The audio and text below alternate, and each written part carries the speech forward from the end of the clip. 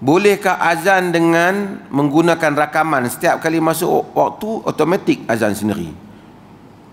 Kedua, perlukah azan dengan pusing kiri dan kanan? Yang pertama, kalau tanya kita, tak boleh. Kerana azan itu bukan saja dia wasail. Wasail ni bukan saja dia adalah tujuan, dia adalah jalan untuk memberitahu orang bahawasanya waktu telah masuk, tapi dia juga merupakan ibadah. Azan tu sendiri ibadah.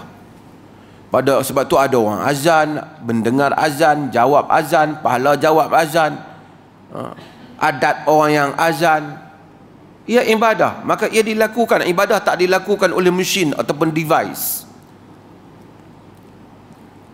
Cumanya dia tanya, pusing kanan pusing kiri ini, iltifat ataupun dia pusing kanan dan kiri, adakah perlu dilakukan?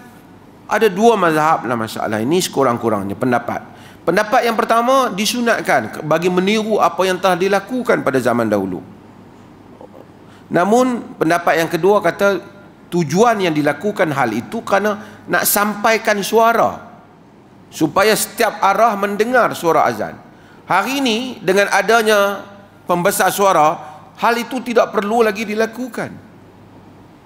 Kalau tanya saya bersetuju yang kedua ni lah. Kalau sekali dia pusing gini, apa tak dengar dah azan ni? Kan? Kena pula jenis mikrofon cak ayam.